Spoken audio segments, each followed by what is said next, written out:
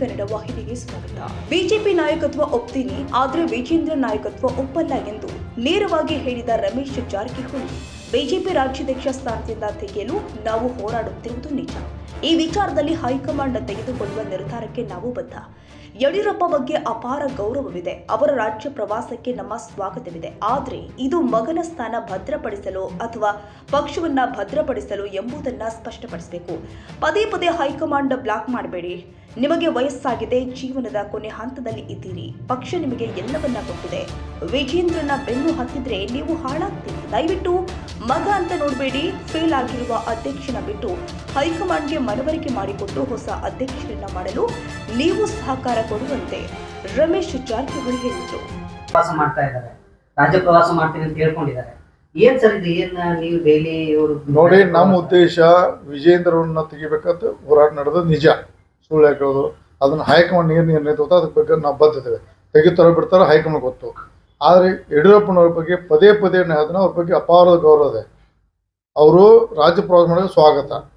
ಅವ್ರು ಯಾಕೆ ಸ್ವಾಗತ ಟೂರ್ ಮಾಡೋದು ಒಂದು ಮೊದಲು ಕ್ಲಿಯರ್ ಮಾಡಕ್ಕೆ ಅವರು ಮಗನ ಭದ್ರ ಮಾಡಕ್ಕೆ ಆಡ್ತಾರೋ ಪಕ್ಷ ಭದ್ರ ಮಾಡೋದು ಅವ್ರು ಕ್ಲಿಯರ್ ಮಾಡಬೇಕು. ಪದೇ ಪದೇ ಪ್ರತಿ ಹಂತದಲ್ಲಿ ಹೈಕಮಾಂಡನ್ನು ದಯವಿಟ್ಟು ನಿಮ್ಮ ಬಗ್ಗೆ ಗೌರವ ಇದಲ್ಲ ಯಡಿಯೂರಪ್ಪನವರೇ, ನೀವು ಕೊನೆ ಹಂತದಲ್ಲಿ ಬಂದ್ರಿ, ಈಗ ವಯಸ್ಸಾಗಿದೆ, ನೀನು ಪಕ್ಷ ಎಲ್ಲ ಕೊಟ್ಟದೆ ನಿಮಗೆ. ಪಕ್ಷನ ಬ್ಲ್ಯಾಕ್ ಮಾಡಬೇಡಿ. ದಯವಿಟ್ಟು ನಿಮ್ಮ ಸಹಿತ ವಿಜೇಂದ್ರ ಬಂದ ನೀವು ಹಾಳಾಕ್ರಿ. ನಾನು ಮಾಧ್ಯಮ ಮುಖಾಂತರ ಮನವಿ ಮಾಡ್ಕೋತೀನಿ. ದಯವಿಟ್ಟು ಮಗನಾಗಿ ನೋಡಬೇಡ್ರಿ. ಒಬ್ಬ ಫೇಲ್ ಆದಂಥ ಅಧ್ಯಕ್ಷ ತಿಳ್ಕೊಂಡು ದಯವಿಟ್ಟು ಹೈಕಮಾಂಡ್ ಕನ್ವಿನ್ಸ್ ಮಾಡಿ ಹೊಸ ಅಧ್ಯಕ್ಷ ಮಾಡೋಕ್ಕೆ ನೀವು ಸಹಕಾರ ಕೊಡಿ.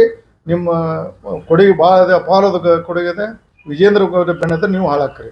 ಈ ಸಂದರ್ಭ ಹೇಳಕ್ಕೆ ಇಚ್ಛಪಡ್ತಾರೆ. ಅವ್ರು ಯಾರು ಬೇಕಾದ್ರೆ ಮಾಡಲಿ, ಯಾರು ಮಾಡಿ ಸ್ವಾಗತ ಅದ. ನಮಗೆ ಯಾರ ಹೆಸರು ಸ್ವಾಗತ ಮಾಡಿದೆ. ಯಡಿಯೂರಪ್ಪನು ಮತ್ತೊಂದು ಸಲ ಹೇಳ್ತಾನಲ್ಲ, ರಾಜ್ ಟೂರ್ ಮಾಡಕ್ಕೆ ನಾನು ಸ್ವಾಗತ ಇದೆ. ಮಗನ ಕುರ್ಚಿ ಬದ್ದು ಮಾಡೋಕೆ ಆದ್ರು, ಏನು ಬ್ಲ್ಯಾಕ್ ಮಾಡಿದ್ರು, ಏನು ಪಕ್ಷ ಸಂಘಟನೆ ಮಾಡೋದು ಕ್ಲಿಯರ್ ಮಾಡಿ ಆಡಬೇಕು. ಈ ಸಂದರ್ಭ ಮತ್ತೊಂದು ಸಲ ಮನೆ ಮಾಡ್ತೀನಿ.